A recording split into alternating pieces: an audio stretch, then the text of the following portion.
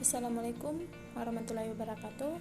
Perkenalkan, nama saya Nurza Zafon, stambuk C301-19015. Langsung saja, saya dan rekan-rekan saya dari kelompok 4 akan mempresentasikan materi penetapan risiko, pengendalian, dan pengujian substantif. Yang pertama, pengertian penetapan risiko pengendalian. Penetapan risiko pengendalian adalah proses penilaian tentang efektivitas suatu perusahaan dalam mencegah dan mendeteksi salah saji material dalam penyusunan laporan keuangan.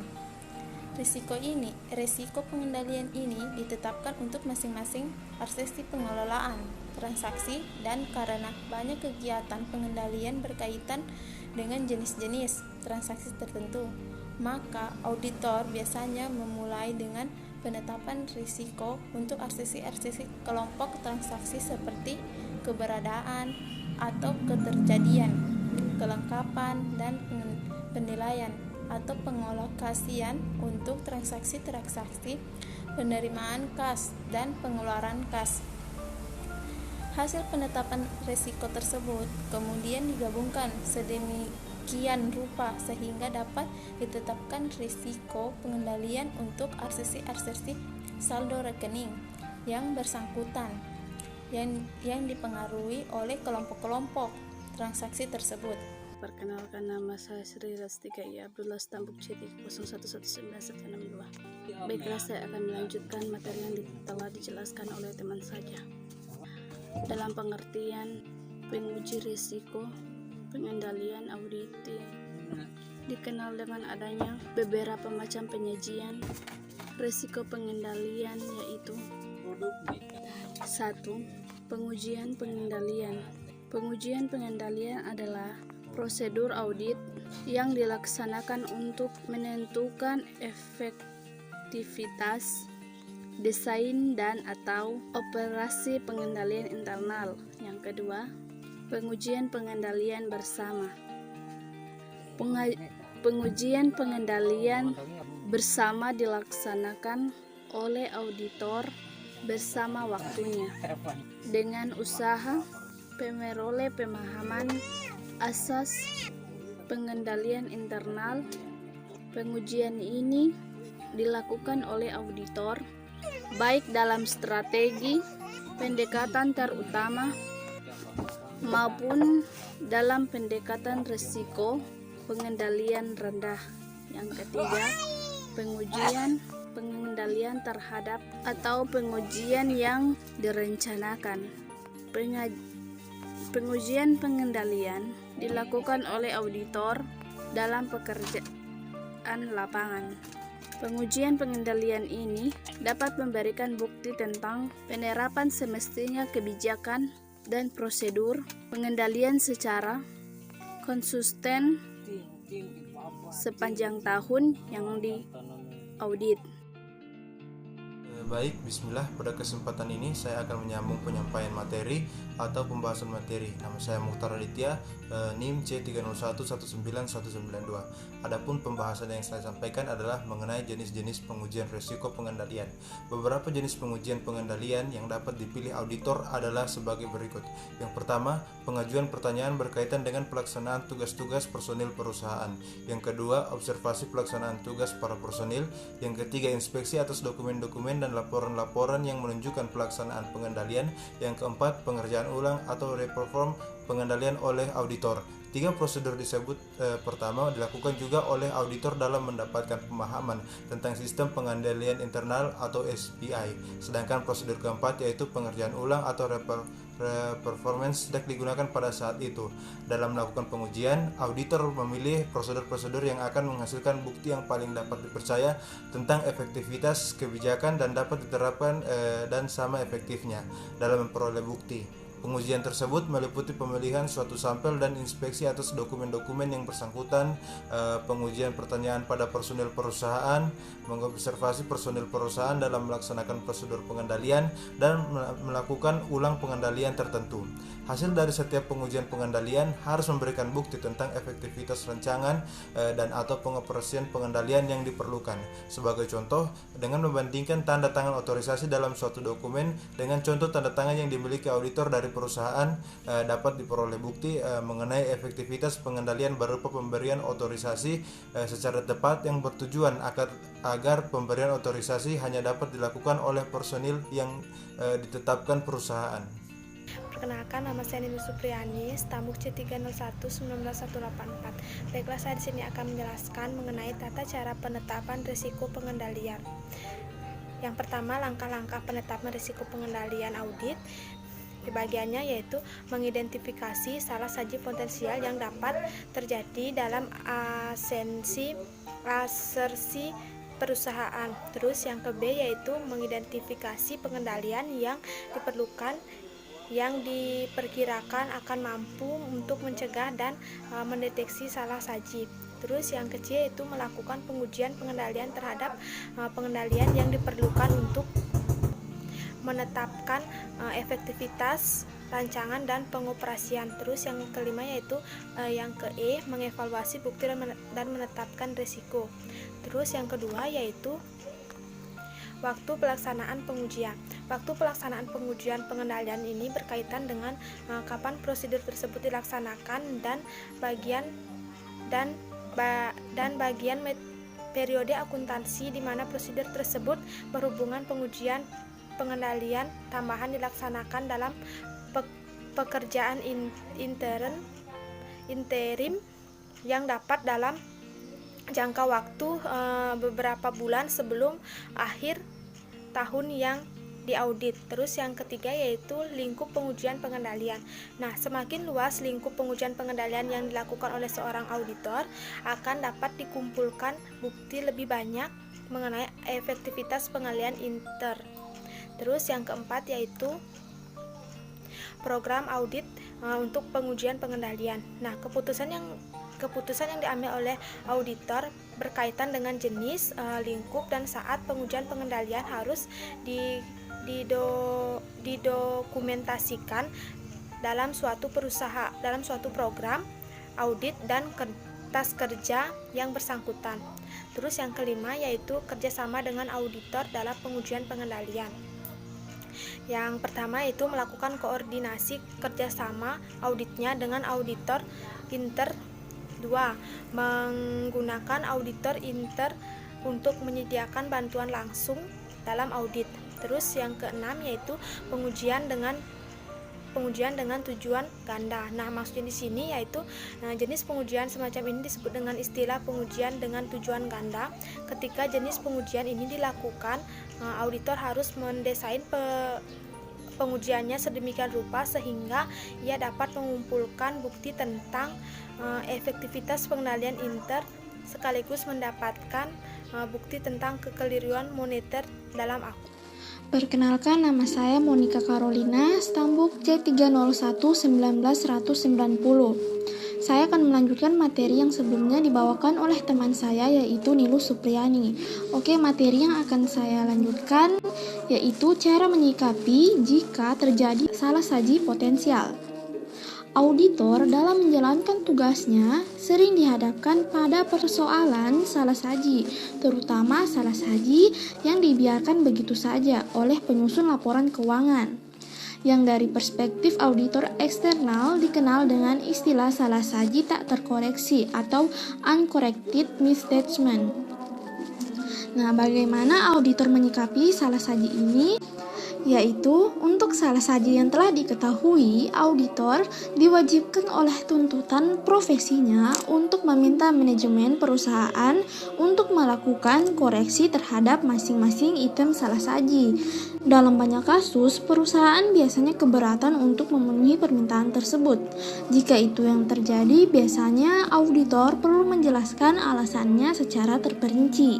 Jika masih tetap tidak mau, auditor biasanya menyertakan sangkalan atau disclaimer dalam opininya. Sedangkan untuk kemungkinan salah saji diperlakukan sebagai berikut. Yang pertama, jika berasal dari ekstrapolasi atau proyeksi terhadap populasi dari uji secara sampling, maka auditor meminta manajemen untuk meneliti keseluruhan populasi dari mana sampel diambil. Populasi ini bisa jadi berupa kelompok transaksi, saldo akun, atau informasi tambahan yang tercantum dalam disklosur laporan keuangan. Tujuan dari permintaan ini agar pihak manajemen perusahaan menemukan semua salah saji yang ada di dalam populasi tanpa terkecuali sehingga bisa melakukan koreksi yang diperlukan. Yang kedua yaitu jika berasal dari perbedaan estimasi antara auditor dengan estimasi perusahaan, maka auditor meminta pihak manajemen untuk meninjau kembali metode dan asumsi yang digunakan untuk melakukan estimasi termasuk perhitungannya. Auditor diharapkan dapat berkomunikasi dengan pihak manajemen perusahaan setelah salah saji ditemukan, yang manapun tipenya. Makin cepat komunikasi dilakukan, makin bagus, karena sangat mungkin manajemen membutuhkan waktu yang cukup panjang untuk memenuhi permintaan auditor. Selanjutnya, auditor meminta pihak manajemen melakukan koreksi atau meminta bukti transaksi, data, atau informasi tambahan. Materi selanjutnya yaitu pengertian pengujian substantif. Pengujian substantif merupakan langkah ketiga dari tahap pelaksanaan pemeriksaan. Pengujian substantif meliputi prosedur audit yang dirancang untuk mendeteksi monetary error atau salah saji yang secara langsung berpengaruh terhadap kewajaran saldo. Baik, saya akan melanjutkan materi sebelumnya yang dibawakan oleh rekan saya. Langsung saja saya masuk ke materi saya, yaitu jenis pengujian substansif. Yang pertama, pengujian atas transaksi. Pengujian atas transaksi atau substantive test of transaction meliputi prosedur-prosedur audit untuk pengujian kecermatan pencatatan transaksi.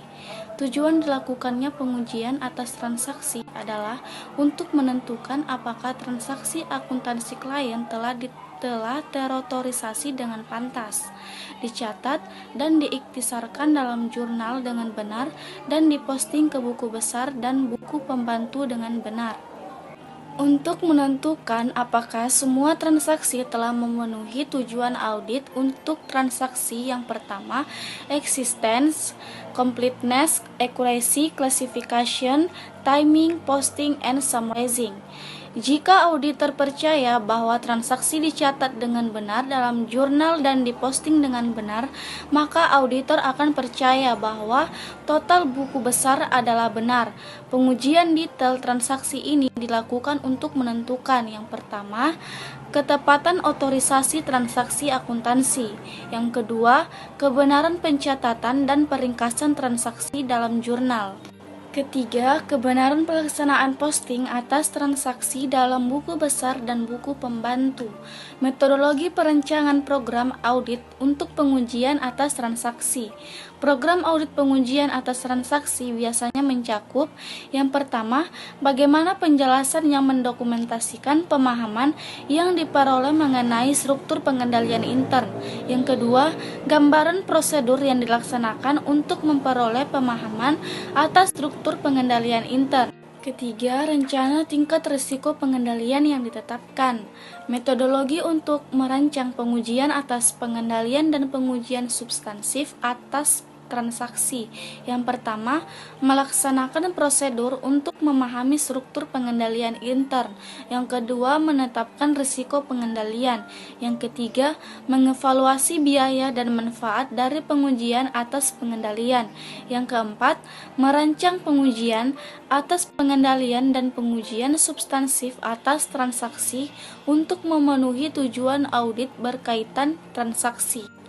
Jika pengendalian efektif dan risiko pengendalian yang direncanakan rendah, Penekanan akan banyak diberikan kepada pengujian atas pengendalian. Beberapa pengujian substansif atas transaksi juga akan ditekankan. Jika risiko pengendalian ditetapkan, maka hanya pengujian substansif atas transaksi yang akan digunakan. Prosedur yang dilakukan dalam memperoleh pemahaman pengendalian intern akan mempengaruhi pengujian atas pengendalian dan pengujian substansif atas transaksi.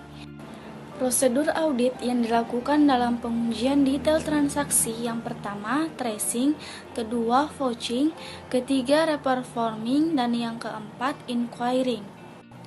Pada pengujian detail transaksi, auditor mengarahkan pengujiannya untuk memperoleh temuan mengenai ada tidaknya kesalahan yang bersifat moneter. Pengujian ini umumnya lebih banyak menyita waktu dibandingkan prosedur analitis. Oleh karenanya, pengujian ini lebih banyak membutuhkan biaya daripada prosedur analitis. Baiklah, perkenalkan nama saya Witra Kusipodampi, stambuk C301-19151. Di sini saya akan melanjutkan materi dari teman saya. Nomor 2, prosedur analitis. Prosedur analitis yang sering dilakukan auditor adalah perhitungan rasio untuk membandingkan dengan rasio tahun lalu dan data lain yang berhubungan. Tujuan penggunaan prosedur analitis adalah A.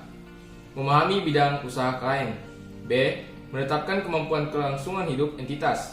C. Indikasi timbulnya kemungkinan salah saji dalam laporan keuangan. D.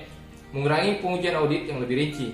Efektivitas dan efisiensi prosedur analitis dalam mendeteksi kemungkinan terjadi salah saji material tergantung pada faktor yang satu, sifat asersi. 2. Kelayakan dan kemampuan untuk memprediksi suatu hubungan. 3. Tersedianya dan keandalan data yang digunakan untuk mengembangkan harapan. 4. Ketepatan harapan. Prosedur analitis dilakukan pada 3 tahap audit yang berbeda, yaitu A. Tahap perencanaan untuk membantu auditor menentukan bahan bukti lain yang diperlukan untuk memenuhi risiko audit yang diinginkan atau disyaratkan. B. Selama pelaksanaan audit bersama-sama dengan pengujian atas transaksi dan pengujian terinci atas saldo, bebas pilih. C. Mendekati penyelesaian akhir audit sebagai pengujian kelayakan akhir, disyaratkan. Nomor 3. Pengujian terinci atas saldo. Pengujian terinci atas saldo memusatkan pada saldo akhir buku besar, baik untuk akun neraca maupun laba rugi, tetapi penekanan utama adalah pada neraca. Pengujian detail saldo akun yang direncanakan harus cukup memadai untuk memenuhi setiap tujuan spesifik audit dengan memuaskan. Metodologi perencanaan pengujian detail saldo meliputi tahap-tahap sebagai berikut. A. Menetapkan materialitas dan risiko audit yang dapat diterima dan risiko bawaan suatu akun. B. Risiko audit yang dapat diterima biasanya diputuskan untuk audit secara keseluruhan. C. Menetapkan risiko pengendalian untuk suatu siklus akuntansi. D. Pengendalian yang efektif akan mengurangi risiko pengendalian dan dengan demikian mengurangi barang bukti yang diperlukan untuk pengujian substantif atas transaksi dan pengujian terperinci atas saldo. E.